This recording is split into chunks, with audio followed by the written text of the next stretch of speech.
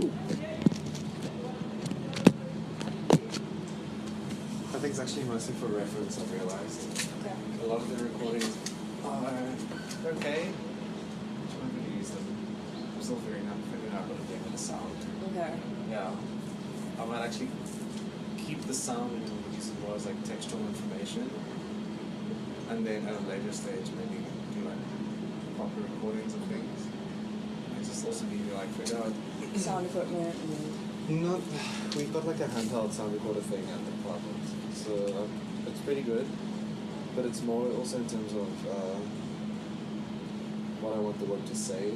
Yeah. Because there are different approaches in terms of like, it's like queer identity in general. Mm-hmm. It can be something that is subversive or more kind of political in a way, Yeah.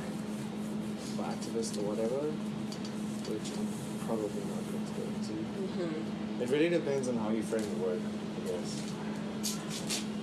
I don't know. So, usually it's like a random conversation like we've been having most of the time, but obviously now since I'm recording, Yeah.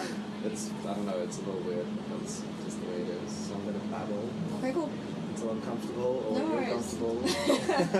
Do an opening question and then just go from there. Yeah, I have like one question which I usually ask at some point. I'm probably going to start with that, and it's been like a way of, I guess, framing the conversation, or also just giving context to the photographs, the sound or whatever. And it's a bit of a vague question. There's no right way to answer it because people are complicated. Yeah. So I just want to know, how do you identify? Okay. So you can interpret that in any way that you feel is necessary, and it's not something. My queer it's- identity. Yeah, well, mostly. I mean, it's not a thing of like placing yourself in like a category, but also it is that. Mm-hmm. Just in the way that language works, in the way that we talk about ourselves. Yeah. And it's one thing to say that you're queer, but that also has many other meanings, Yeah. which is complicated. Mm-hmm. But it's necessary to talk about it, especially for people that don't understand or know how to approach it. Yeah. That kind of information is available, or I've actually had a lot of trouble with that lately. yeah. Yeah. I don't know, because it's so weird for me. I kind of went in the whole opposite direction of what you're supposed to be doing, because ever since I was younger, I always identified as gay. Yeah. Like in my head, and to people, it's just kind of how it's always been. And I never really, I gave my heterosexuality a shot at a stage. Most people of us do, do. yeah.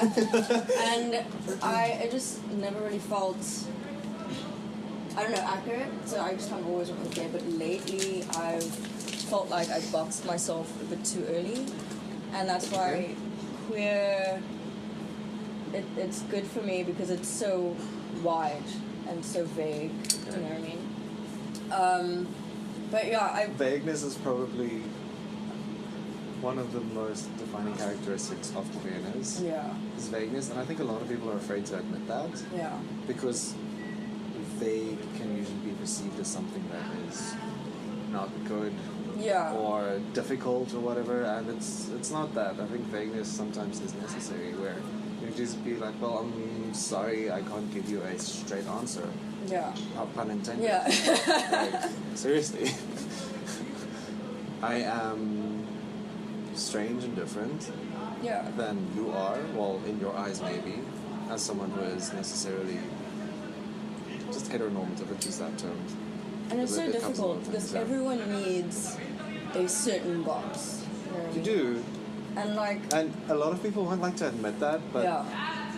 because of language and the way that we kind of discuss things and entering into conversations with people, you need to find a way just to be like, that is a reference for you to understand who I am. Yeah.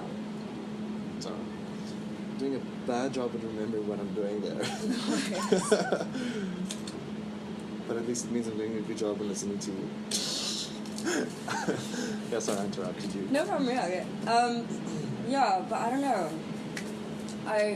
Lately I haven't referred to myself as gay. Okay. I did like I do it for people who I know it's necessary for. Yeah. You know what I mean? Yeah. But I don't know. I'm still trying to figure out my percentages. If you get what I mean. Yeah. Yeah, because everyone has it like I'm percentage this and percentage that, and I always had a problem with that for a really long time. But now I'm just so like referencing the idea of the Kinsey scale. Exactly. Okay. Yeah. And I don't know. It's really. I mean, I think it really comes down to like people, regardless of like sex or gender or how they even identify. Like it comes down to like a particular person, and you're attracted to that person for reasons other than exactly. And that, which is Sometimes I kind of wish we were in a world where it was just straight or gay or whatever, because it's easy. But at the same time, no. I mean, that has obviously like so many problems. Yeah. Like, which is why we're in a situation where we're now, where a lot of people are speaking up and being like, yes, I am this, and fuck you. Yeah. Doesn't matter. But nothing's ever simple. Unless you're buttering toast.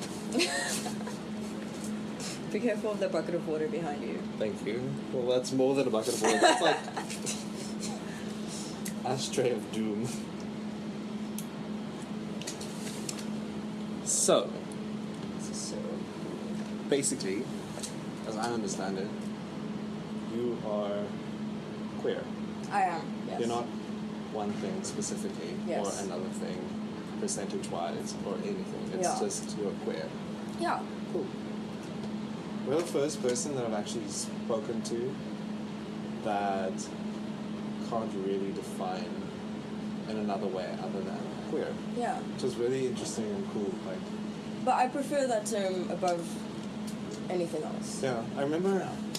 When was it? 2 years ago at like a lesbian gay party, either opening or closing function. Can't remember. All kind of melt into one big thing. I met this guy, and we were talking, and he's like, we just met, and I was like, oh, are you also queer? And I was kind of like surprised, because I haven't heard like anyone use that term as a way to like either describe themselves or identify as. I was aware of actually at that point I was very much interested in the idea of queer or queerness or whatever, because I just finished a queer studies class in visual studies. So I was like, read up into the button, I was like, fuck yeah. This shit's cool. And then this guy comes around and is like, hey, are you also queer? And I was like, yes.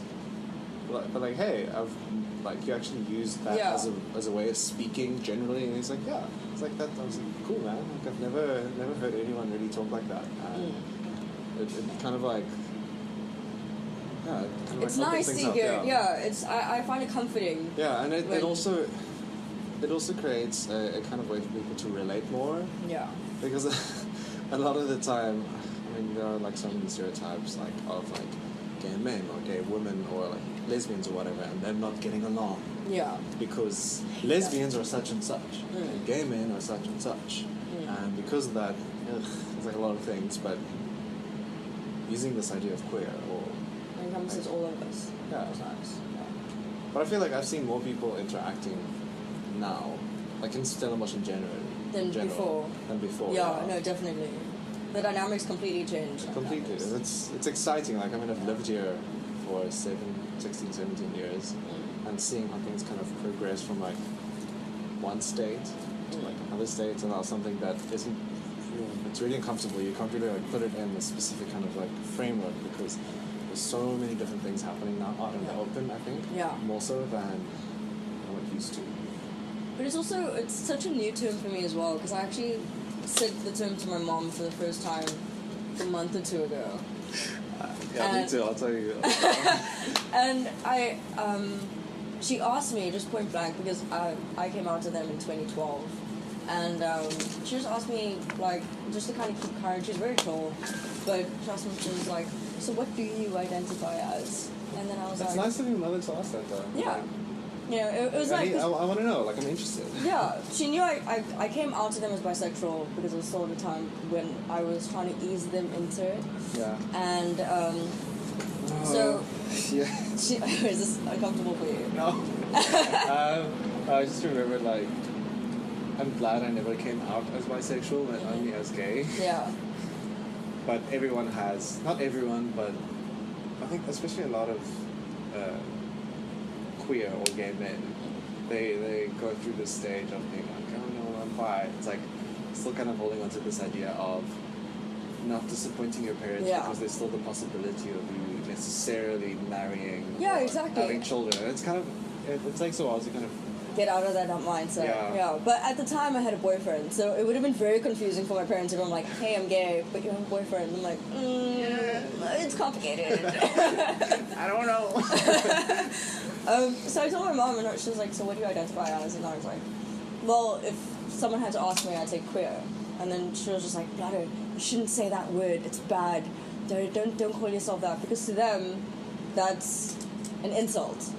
I know. You know what I mean? Yeah. And then I had to, like, explain to her how that's not how it means at all now. Yeah, it's... You know what I mean, for some people, it's still... For some people, yeah, it's and still... for a lot of queer people, they feel uncomfortable with that word. Yeah, no, definitely. And I found getting... No, it's good. I haven't had an engaging conversation in a while, so I'm usually taking pictures of the conversation, which is good. But I'll take pictures just now. I'm, like, ready for it. What did I want to say now? About how some people feel weird about it. Usually it's like a generation ahead of us. There's still a lot of uncomfortability, I think, with them. And ahead, I mean older.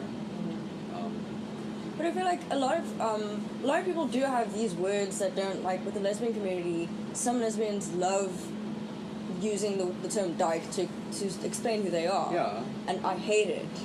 So it just, I don't know, it just depends on... It depends on context. Yeah, it really does depend on context. Because I can't stand that word, but I've met a lot of lesbians that prefer being called a dyke than gay or lesbian. It's just interesting. Yeah. Yeah, But then that probably links in also to, like, the idea of, like, a tribe. Yeah. Like so say, to use Grindr as an example, there's this, like, little option in your bio that says tribe, and then you can, like, ascribe yourself to a or multiple tribes, either as what you are or what you're interested in. So it'll be stuff like bears or twinks or otter or swimmer or whatever. And it's much more, I think, subtle than the idea of, like, dyke or I know, yeah. faggot or whatever or morphe. I like the word morphe. Really? Yeah. Okay. It's really playful, I think. Okay. It's such funny, like, I mean, obviously, it's, I think words like morphe and fag or faggot or dyke, I mean, they're still controversial. Yeah. Depending on the usage, I think. Yeah. Like, if a heterosexual person had to call me queer, I would just instantly being like, what do you mean by that? Yeah. Just because it's ingrained to you that they mean it as an insult. So I have to kind of get out of that as well. Yes and no. It depends on the person that's saying it. Yeah, it does. And the inflection and what the context body language is. And everything. Yeah, it does depend on that. But it was nice kind of like seeing how interested she was, and also just getting to explain that to her and her understanding in a way. And my parents are still learning a lot. Like, we were watching The Bachelorette the other day. Do not ask me why. My sister's obsessed with it.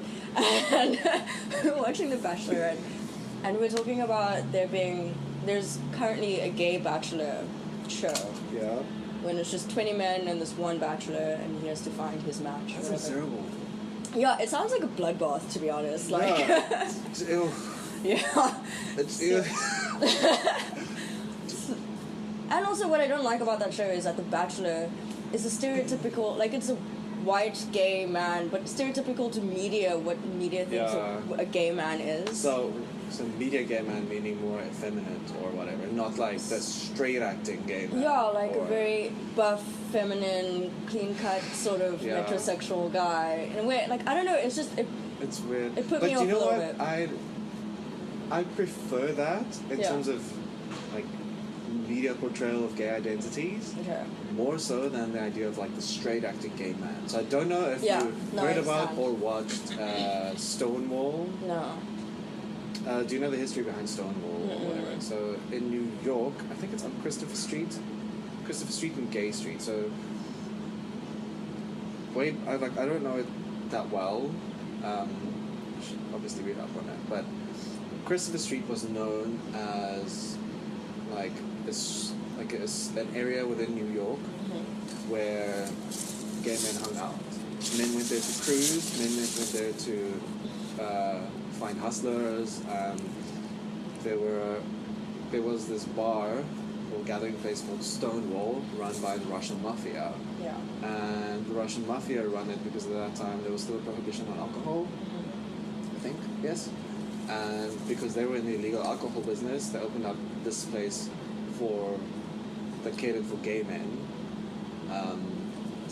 Actually, more than gay men, it was very much a queer space. There were a lot of trans people, lesbians, gay men, drag queens. Everyone kind of congregated there because it was somewhat not safe at all. There were a lot of police raids, and a lot of people were arrested, murdered, injured, ridiculous. And at some point there, actually, you should know. All of us should know Stonewall. It's the beginning of Pride.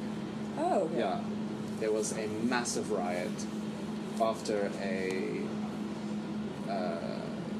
police raid, and the people decided to rise up, and they kind of just took over this place. And what year was this? I don't know. Okay, I'm gonna look it up. Yeah. No, I'll look it up. It's one of the most important events in queer history. Okay. Happened to happen in America because everything happens in America apparently. But yeah, so there was this movie made, I think last year, on Stonewall, and it's a fictional story. Yeah. Situated in factual historical context. Yeah. And then there's this character who's from a small town in America, white man, but he's gay, but he's straight gay, straight acting gay man. I hate that term. Okay. I'd rather someone call themselves a Wolfie or a fag or someone call me Wolfie or a fag than call me like a straight acting gay man. Obviously I'm not a straight acting gay man, but the term a lot of gay men use the word of straight acting to define themselves because they're not effeminate, they're not this, they're not that. So they use the word straight acting, you're literally saying that you're acting. Yeah. You're pretending to be something other than what you really are. And I'm not saying it's wrong to be necessarily more kind of masculine in terms of your presentation. That's fine. Yeah. But using an identifier openly as, hi, I'm Jack, I'm a straight acting gay man. It's kind of like, go away. Read something. I don't know. Go to the internet. No, I understand what you're saying. Yeah. So I got sidetracked there. What were we talking about? The Bachelorette. Oh yeah, I was talking about Bachelorette, and then Stonewall. Yeah. Anyway, so this movie, it's bad. It's just really bad. So the lead character then is this straight acting man, and then he kind of ends up in the middle of all these events, and he's kind of portrayed as the hero of everything that happened there, alongside the other people there. It's just so many kinds of wrong. And then there's this interview where the director said yes, but he specifically chose to have the protagonist be more straight acting so that a larger audience can relate to him. That's such bullshit. It's just come on, if you're going to make a movie about fucking Stonewall, Like, be honest. Yeah. Even though it is a fictional take on what Yeah, happened, but still, like, we need, like, a heterosexual person to save the day. Yeah. It's a bit disturbing. But I'm gonna check it out. I want to see the movie.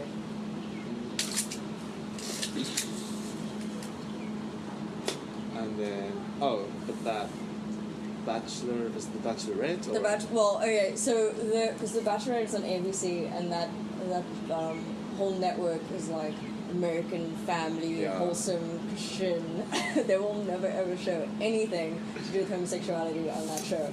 But so this is going on a whole new channel network, and we were just chatting about it, and I was telling my mom, like, we were talking about how there's 20 guys in this Bachelorette and one girl.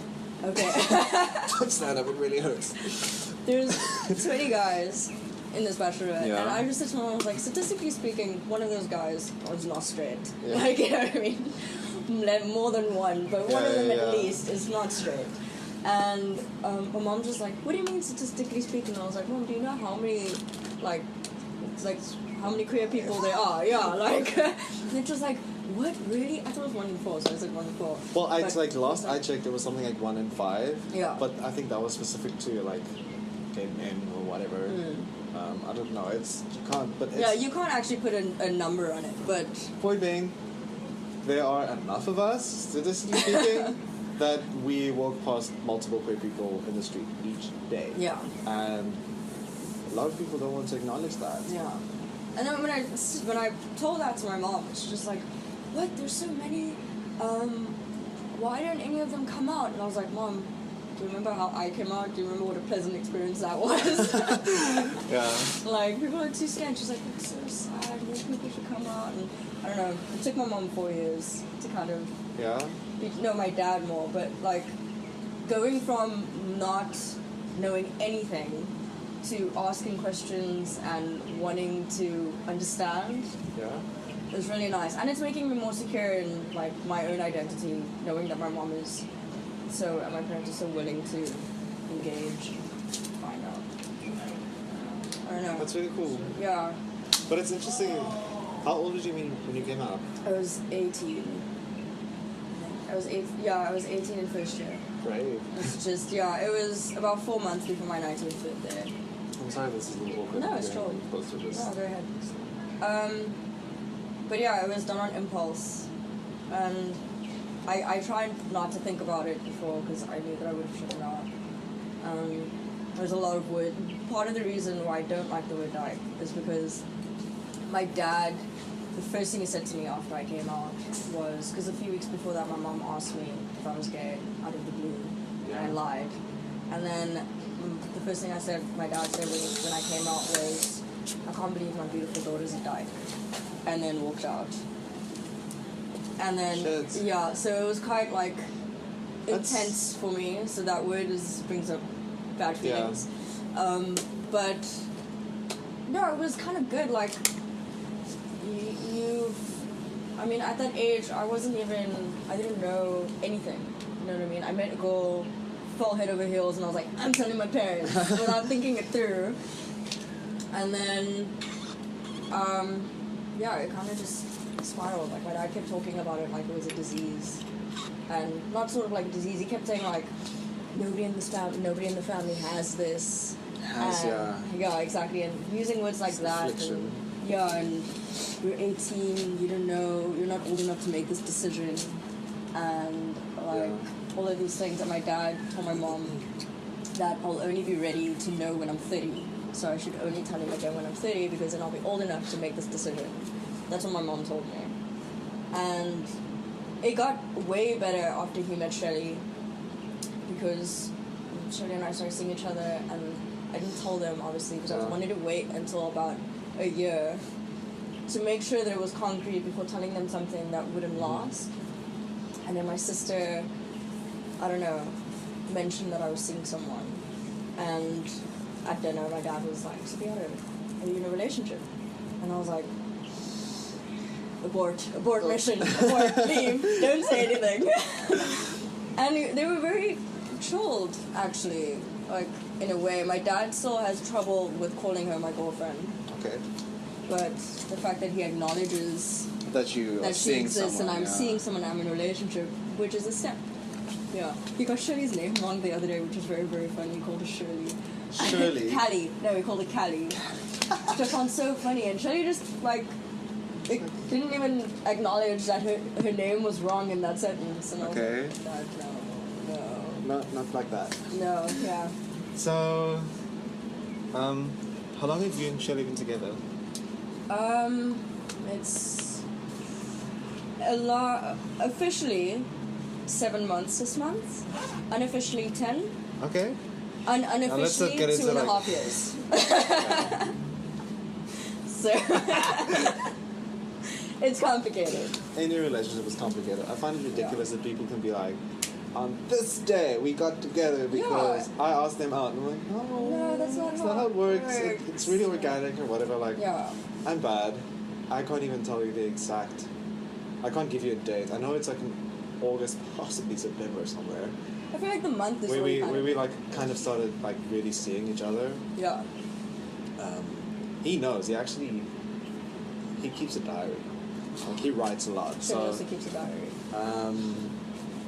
And I know that in one of his diaries, there's a page that kind of marks a specific day for some reason.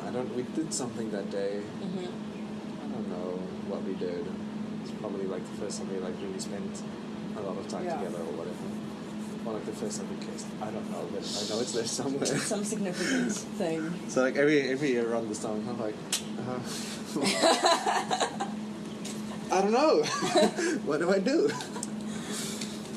But yeah, it has to happen kind of organically. If it's like a set question, then I don't know, it just feels forced. Like Shelley and I, we were only hanging out with each other for a really long time, and that just happened by chance because neither of us wanted to see anyone else. Lemise is a mutual friend of both of you, or is it more Lemise Shelley? is Shelley's best friend. Okay. Yeah, they lived together for 2 years. Because I always saw them like running around the department together, and I was like, no, they're like they're just really good friends. Yeah. No, but that's the thing. Like, I was at one evening there was like an exhibition opening at the department, and then I ended up sitting at the table with Shelley and Lemise. Yeah. We were talking, and I was loud and had a few glasses of wine, as one does at an exhibition opening. And then Lemise, like, came out to me, and I was like, I did not know this. I was also very shocked when I found out. I wasn't shocked. I was just like, I did not know this. Oh, yeah. I was shocked. Because I've been So... I've been like, there really needs to be more queer women in the department. I feel like it's just a bunch of homos walking around, and then a few awkward straight guys, and then everyone's gay until proven straight to me, so it's okay. So Yeah. I walk around and assume that most men are gay. I don't know why. I just say gay. Come on. I do the same thing with women. I assume everyone's gay. Hey. I love how I'm in this house and no one flinches. Like the other day, I was here alone. I was in the kitchen just making food, and no one asked where's Shelley. No one's like, it's like, oh hey. Yeah, they're just like, hey. What's up? Yeah, just give me pajamas. No one's like, what are you doing here? Yeah. It's like, cool. So I actually only came out to my mom last year. And how was that experience? Way too easy. That's nice. No, it's good. It's really good. I'm really happy for it. But I think part of me wants like anything like story. Like not the coming out story, but you kind of you build up this expectation for some kind of retaliation or some kind of like turmoil or tears or whatever, and then like that entire weekend. It was like the weekend before the second semester starts, so it's like basically exactly a year ago when I came out, and then. The whole weekend, I'm like, fuck, I need to do this. And then I'm like on my way to do it, and then I chicken out and go back to my room. And then I kind of, I kind of put myself in a position where I had to do it. So I went to Cape Town on like Saturday. Mm-hmm. I went in for like a consultation with my tattoo artist. I'm like, cool, let's make a booking. And the premise of that was I'm only allowed to actually go and get the tattoo if I come out. Okay. So keeping myself accountable for some reason. And what's up with this thing? So I just need to think real quick. If I'm using a smaller aperture, then it should be there. And I've kind of bolted up up until like a Sunday, and I'm supposed to do it the Sunday morning, like while we walk the dogs, then while we had breakfast, then later. It just never happened. And then in the evening, I made arrangements to go out for drinks with a friend of mine.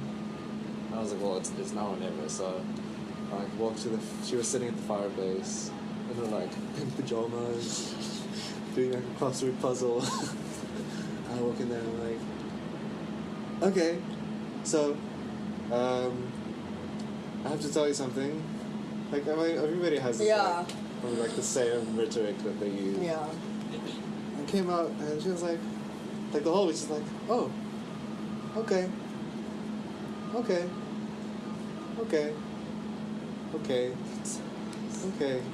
It's just like this long list of okay. I was like, okay. She's like, yeah, you realize that this isn't like your fault or your choice. Some people just are this. So I'm like, yes, I know this. Thank you. Like, I don't need reassurance, but thank you. She's like, okay. I was like, well, didn't you like wonder or know about this at some point? She's like, yeah, a couple of years ago I thought about it, but I decided not to ask you because it's personal. I was like, this is ridiculous. That's so like I nice. probably have the nicest mother ever, and I brag about her all the time because she is genuinely the nicest human I know. So yeah, I mean, like I'm like one of few people that are very lucky. Yeah. And at that stage, I didn't tell her that I was seeing someone because at that stage things were weird. Yeah. And then this year, on my birthday, there was like another coming out, so I had to tell her that I've been seeing him. And for me, it was another coming out because it wasn't like I was introducing her to like some guy I met through my through my friends. I was introducing her to like someone, but also how can I say it? Someone who is a lecturer at the university at the department where I study. Oh, okay, so that, And yeah. I was not sure how long I was going to take that. Also, I was not sure how long she was going to take the fact that he's 9 years older than I am, which isn't a massive gap. I mean, age is like whatever, but still, you don't know how these things go. There's like this another weird moment, just like sitting behind her laptop, sending out emails. Like, it's like I think a half an hour or an hour before he's supposed to arrive at my house. Because he was coming over for my birthday. I had like a dinner thing that evening with my friend, so I had to tell him who the fuck he was. So, yeah. I did that, and it was the same thing. Okay. Okay. Yeah. Where did you meet him? I was like, art department, he works there. Just like, oh, okay.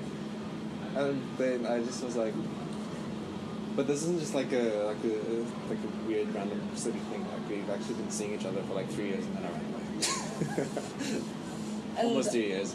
And yeah, she met him and it was just like chill. It was just chill. It's like it's weird when things are that chill. Like I feel uncomfortable because I'm sitting there expecting something to be like yeah.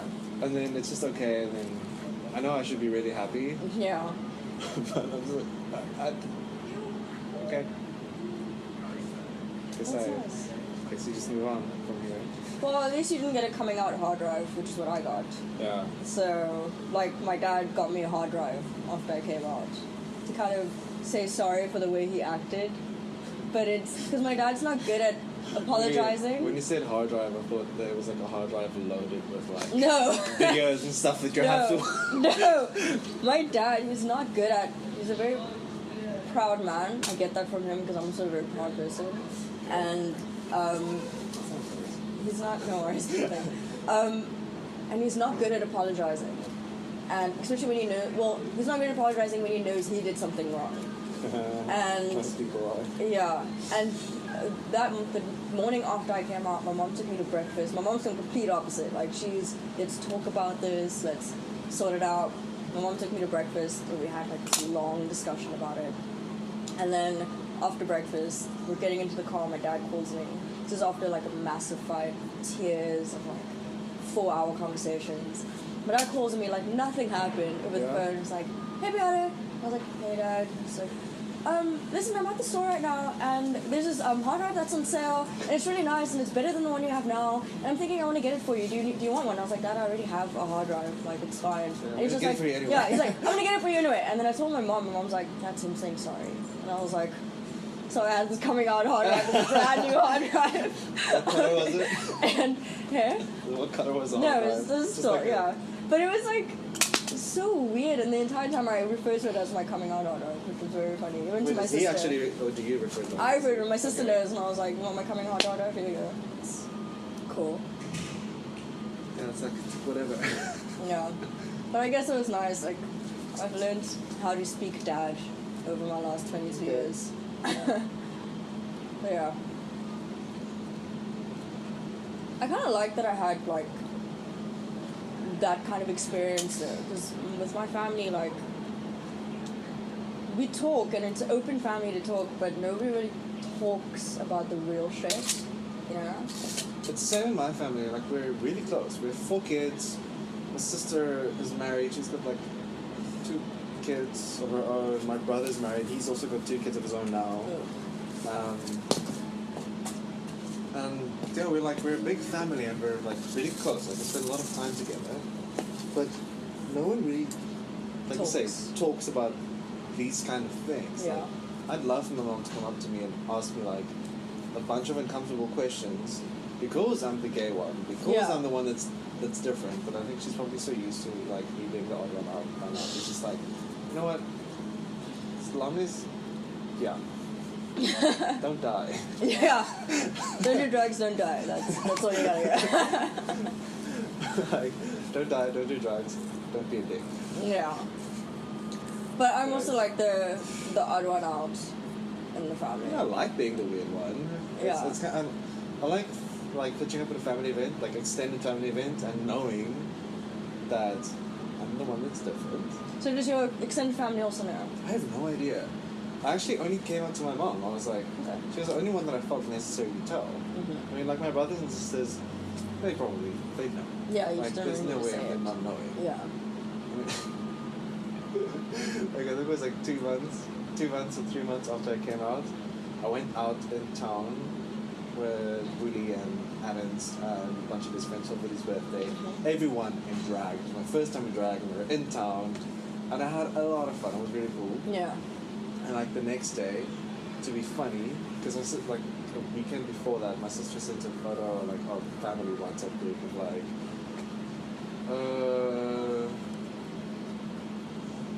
so funny. I guess it drag a lot of people. She went to like Madams and Dara and dressed up in drag. And Yeah. she just looked really pretty. It wasn't even drag. She had like fake pink eyelashes on and maybe like a rhinestone in her face. I was just like, that ain't drag, honey. You don't know what drag is. And like the next weekend, I sent a photo of me in drag. So like, but more like gender fuck drag. Yeah. I didn't wear a wig or anything. I had like tights and this like leotard thing and high heels and a really bad and a lot of makeup on. Like sitting legs spread open in a parking lot, and I sent this photo on the family WhatsApp group. I was like, who is empty for drag? Silence. No one responded. I was like, oh fuck. Why? I put it away. I was actually at my boy's place that evening, and a lot of them were actually together at that time in Gators Bay with like a holiday home there. Yeah.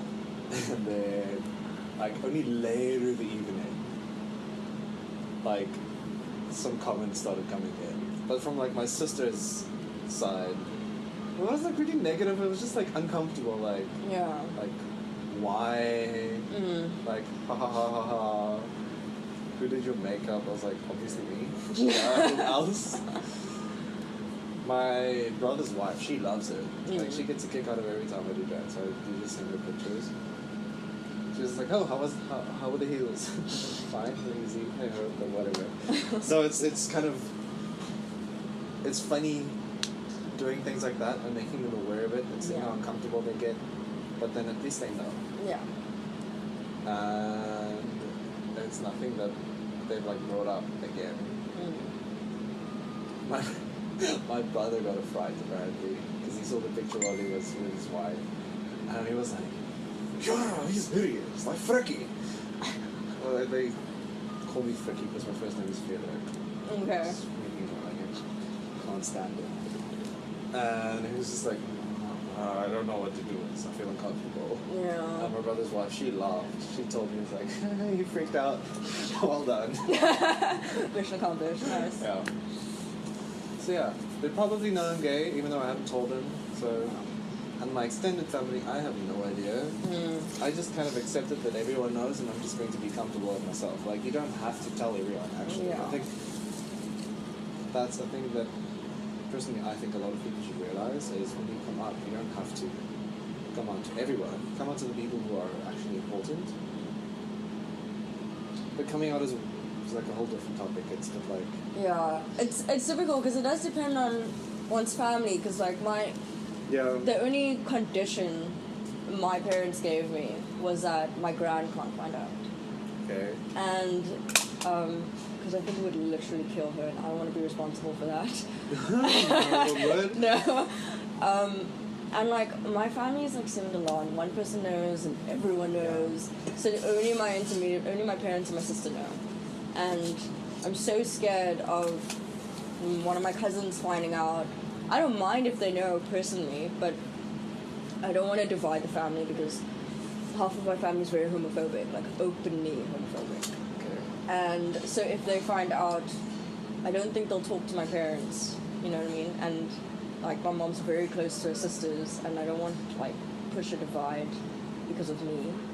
So yeah, Instagram is private, Facebook is private, my entire social media life is private because I'm so scared that one of my family members is gonna see a picture of Shelly and then like freak the fuck out. Yeah, it's difficult. Yeah, it is really difficult. It's the same with Shell, like I'm not allowed to be on her Facebook as her girlfriend because her like she doesn't want people. Also... Well, her dad knows, and her dad knows who I am, and that's fine. Yeah. But like people from Whitbank and like just from what I remember, her mom is apparently really. No, mom's sure. Mom called me last night. And everything's like very. Mom loves me. Her but little rainbows. Yeah. She calls me Bonkirki. It's very cute. She's like, "How's my little Bonkirki?" And I'm like, "Hey!" Talking to her with the phone. Hey, mom. Yeah, but it's more Whitbank. Like she doesn't want like everyone from Whitbank to know and everything.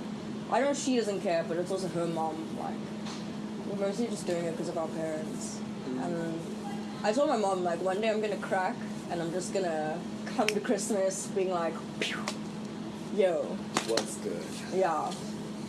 No, my parents I think had a little mini heart attack when they found out I was on Lesbian Gay. And they were like, yeah, because my mom works at the university. Okay. And she was like, a lot of her colleagues and a lot of the staff know who I am because I'm Karina America's daughter, sort of thing. And she was like, what if they find out you're on this committee, then they know you're gay, and then this comes out, and then it goes to one person, and my parents know a lot about, like, how you look to the public, you know, which is quite fantastic. It's one of those things. You want to keep sitting here? Why? No, it's like, I thought I took more pictures than I already have, and I realized I've only actually taken 3. Okay, sorry, I'll stop talking. No, we can, I like, this is about the conversation. Alright. Like I say, the photographs or portraits or whatever you want to call them, they're very candid. Mm-hmm. What are the silver things that you keep taking out? Oh, that's one thing. One thing. It's called a dark slide. So I put the film in this thing, which is called a film back or film holder. Yeah. So you probably saw me like put the roll in there, putting the paper on. So the film, because it's medium format, is actually stuck to the paper only at one end using a bit of masking tape. Oh. Okay. And it's only at the beginning, so the rest of the roll is loose. And fuck, no choice. because of that,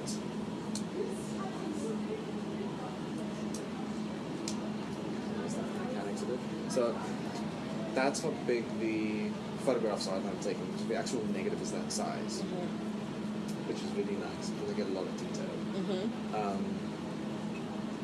But because the film it's a system where you can actually have multiple backs, so you can actually shoot black and white and color at the same time using different film backs, so you can take it off and put it back together again.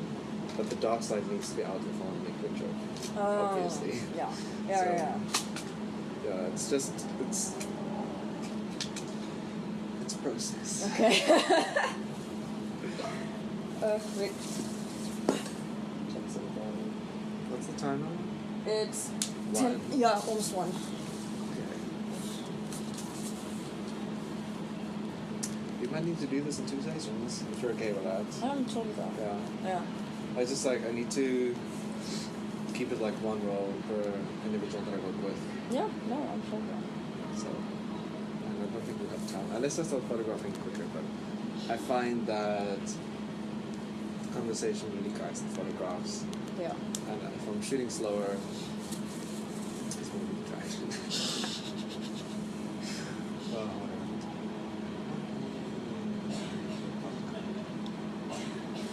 Probably also depends on largely where people come from in the country. Yeah, no, definitely. Like a good friend of mine, he essentially came out when he was in high school. Yeah. Because his dad found a lot of K-pop on his computer. Yeah, that'll do it for you. Yeah, and that kind of was obviously a very kind of emotional experience for everyone. There was crying, there was McDonald's at 11 in the evening, and it's a really good story. He needs to tell it. And then after that was never spoken about. I think 2 years ago, he was at home for a June break or something. And they were busy watching, his parents were busy watching rugby. He was just sitting on the couch in the room at the same time. And he decided, after the rugby, stood up, walked to the TV, switched it off, and they were like, what? And he was like, we're going to talk about this now. You both know that I'm gay. Now you know that I'm gay, because I said it. And they were like, they're cool with it now. They love his boyfriend. Oh, yeah. Apparently, he's his mother's favorite son-in-law. And all his sisters are married. He's got 3 sisters. But his dad was like, as long as you're not basically selling yourself on the street, because apparently that's what gay men do, he's okay. It's funny. You should really hear him tell the stories. It's so good. Yeah. I love hearing different people's coming out stories. I also love talking about coming out. It's such an interesting topic. Yeah. And I have a love-hate relationship with the idea of coming out, because why is it necessary to come out? Exactly. No, it just should be an organic thing that people do. It's nothing I have to state that I'm this now because I'm different from what you think I used to. Well, hopefully in a couple of generations from now, that whole term will be obsolete. Yes, I know, but at the same time, I'm kind of it's such a formative experience. I think it's one of the most liberating things that you can do. Definitely. And obviously everyone has different experiences, whether it's something that's positive and good like what I had, or something that's more difficult like what you had.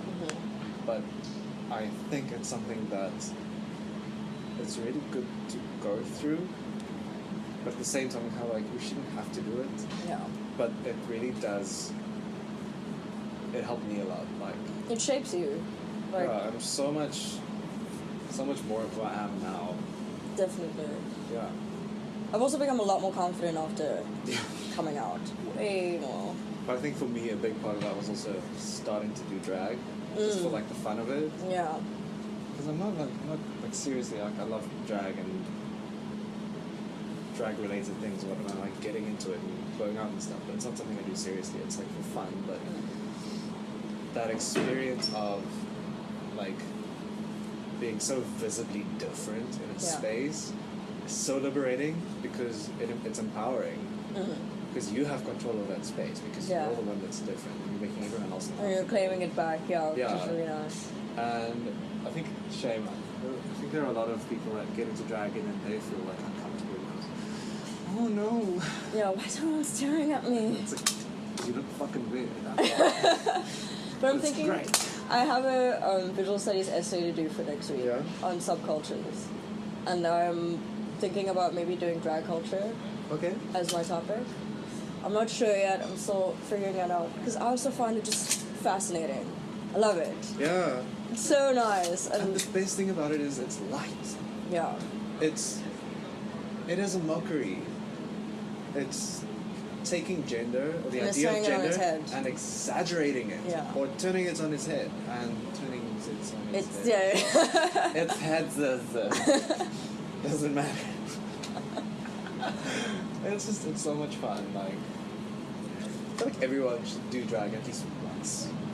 And whether it's like, I mean, drag is drag. I hate when people define like women that do drag as women, like what do they call them? Bio queens, or there's another one, faux queens. Really? Yeah, it's like no, drag is drag, irregardless of what kind of gender or non-gender identity you're portraying. Like know that, and there are, especially in the gay community, like I've heard of a lot of animosity towards women who do drag as women, because they're like, oh no, but you're not a real drag queen. Yeah. Like only men can dress up as women and drag. Yeah, or only men can do like feminine drag or whatever. Just bullshit. Yeah. Women's faces are more suited for drag, I'll tell you that much. So they're lucky. No, I've seen some good-looking drag queens, men dressed like way better looking than actual women. Yeah, that's a lot of foam. I'll tell you that for now. A lot of foam, tight-ass corsets. It's a lot. It's painful, but it's so good. But I think it's great. I'm excited to learn more about the culture. Yeah. Weird details. You can't come to Paris' wedding tonight, then.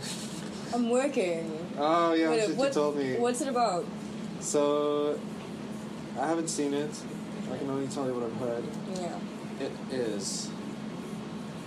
It's about drag culture, I think, in the 1980s,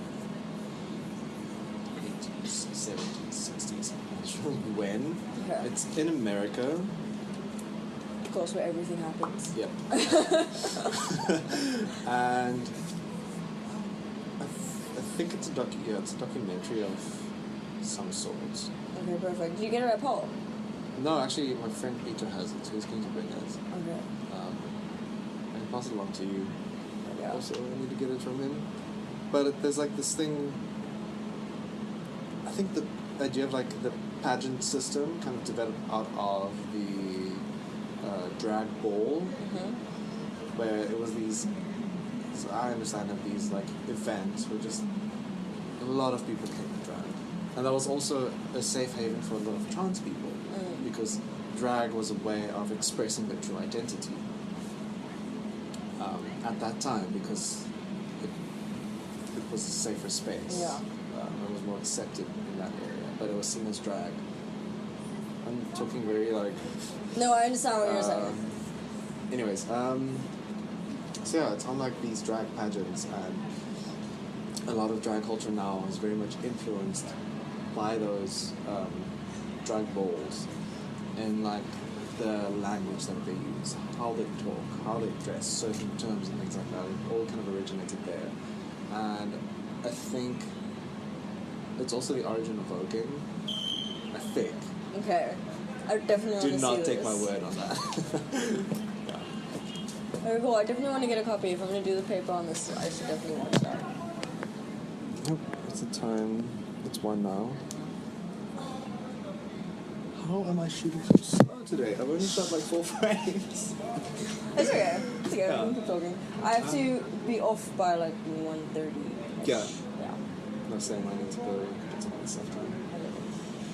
Maybe just switch lenses might help.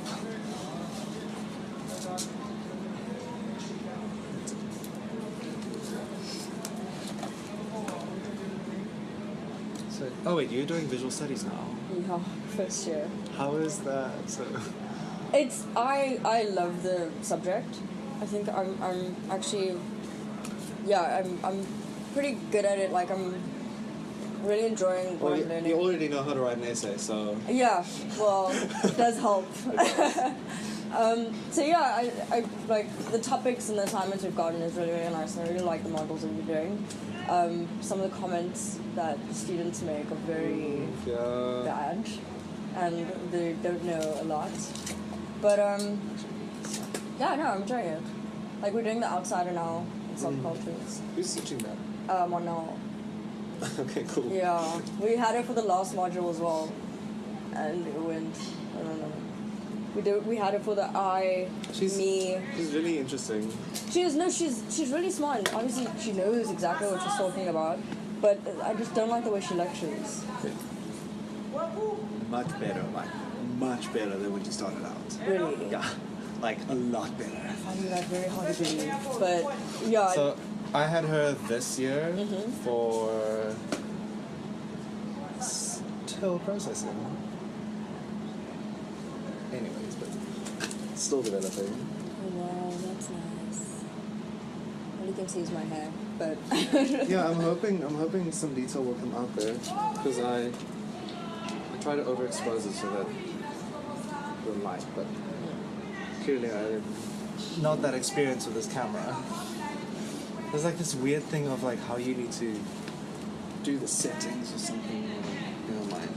But yeah, outsider. I never got to do the outsider. I wish it was only introduced after I finished visual studies. okay. Or like, yes. Well, like I was in third year visual studies and then it was introduced as this first year or second year thing.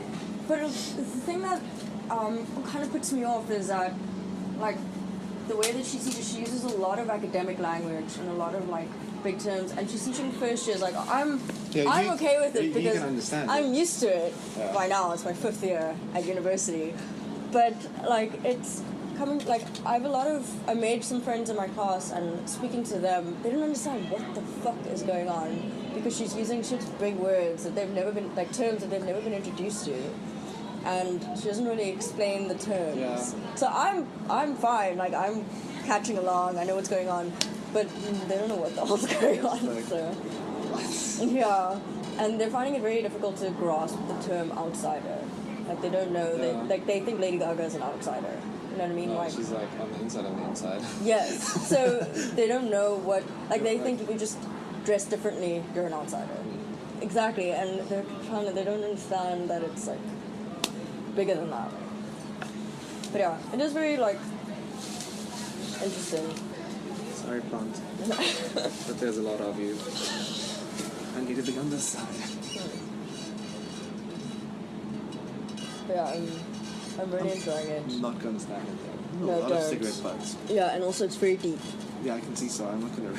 And it hurts. These are my nice pants. Yeah.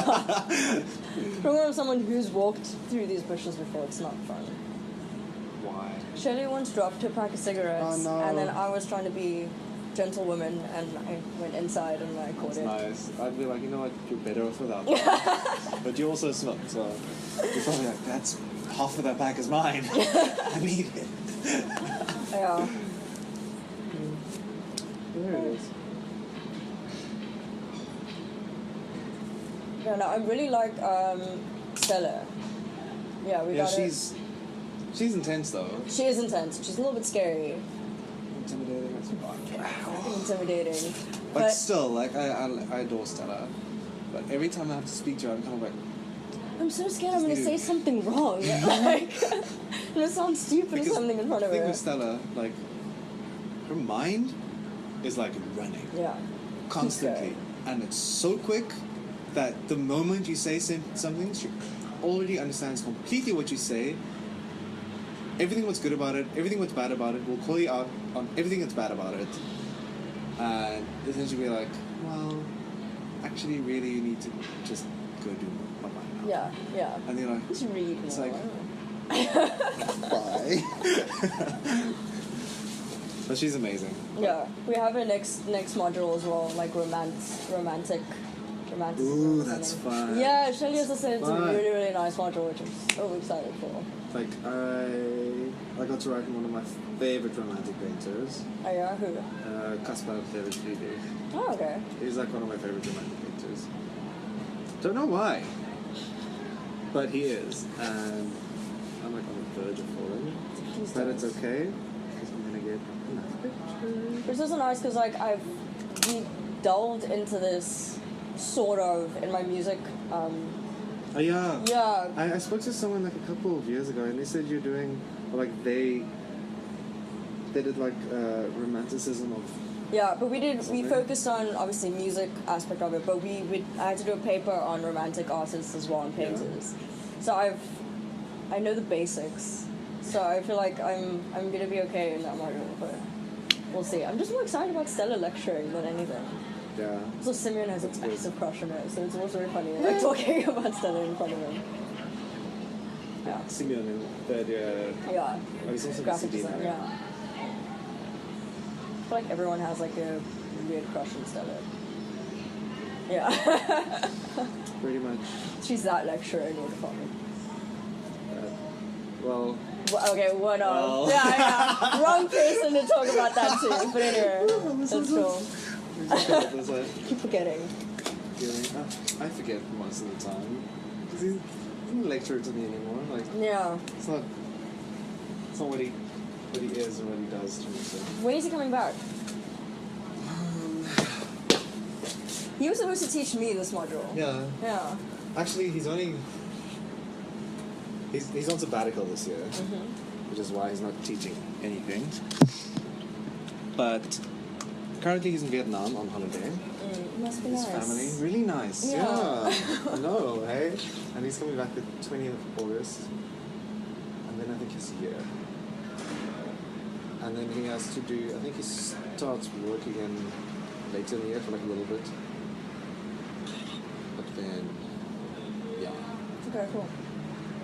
I'm not sure what's happening next year, so. I don't think I've ever had the pleasure of meeting him.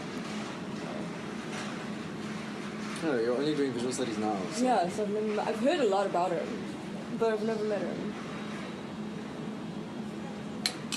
He is a interesting man. That's all I'll say now.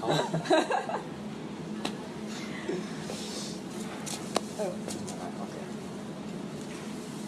Be watchful. Watchful of time. Yeah. I think maybe let's call it for today. Okay. Sorry you couldn't get all of your stuff. No, I prefer not rushing. Okay, good. Like the first time I photographed, he only had a half an hour, and I needed to photograph because I had to show something for my supervisor to be like, yes, I know it's already a month and a half into the year, and I haven't produced anything, and I've been talking about what I'm going to do. And I was like, shit, I really need to photograph. So I got in contact with my first participant, and he was like, cool, I can see you at this time. So I brought my camera. I was like 11 in summer, in the day, like in the afternoon or in the morning. I mean, like rush from the music department to his res, which is that way, so it's far. So we're like missioning. And like it's this like intense experience getting there, and it's like, oh, okay, well I have a tut at this time, so we only have half an hour to shoot. I was like, so you have to have an engaging conversation. At the same time, I need to take pictures in 30 minutes. In 30 minutes, and I think I then shot only like 6 frames or something like that, just to be realistic. But at least the pictures were good, but it was intense. Like I freaked. Like after that, I had like a mini panic attack, and I never like stress out about things like this. I got back to the one. I was like, "This is how do I do a year of this? No, I cannot." So, yeah, but it's worth it. But also, along the lines, it's become less about the photographs. It's actually not about the individual photographs at all. Yeah. In the way that I'm working with it, which is strange for me in the way that I work and think about photography in general. Like, this is like all new territory for me. And it's more about the interaction and the conversation, which is the actual content of the work. So, so yeah, it's been intense. Cool. I always like hearing how other people how other people experience it. I always make a lot of assumptions. Which, I don't know, what do you... I like it. It was like a conversation. Exactly. Yeah.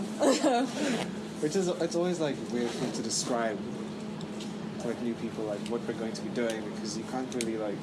Yeah. Be like... But Charles gave me the lowdown a little bit. Yeah. Because I was like, do I need to prepare something? Or, I don't know, do I bring questions? Does he bring questions? I don't understand. And then she was like, just talk. Yeah. I was like, oh, okay, cool, I can do that.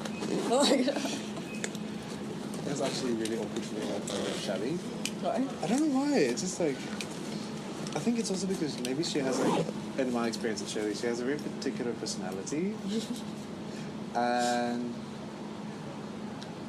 in my understanding, she's someone that you kind of need to get to know first before you can like really just talk comfortably. Yeah, you need to.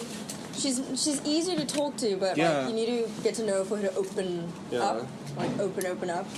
But then once you get there, you're in. Yeah. And I think for me to kind of carry a conversation the whole time, I do not have those skills. Okay. So there were these moments of silence, especially in the beginning. But luckily we reached a kind of equilibrium in terms of... But also you got lucky because she's really good with awkward silences, and I got like... Yeah, me too. Like I'm so comfortable with awkward silence, but then at some point I'm kind of like, well, this probably has to go somewhere. Regardless of whether I'm working or it's just like a conversation with a random person, I'm always like, well, should I start bringing up these really arbitrary topics to like talk about, because at that point they seem super relevant to me. So this is my life, carrying a lot of heavy equipment. I want all the equipment. I want money so I can buy stuff for my camera. Let's check if this thing has actually done something interesting.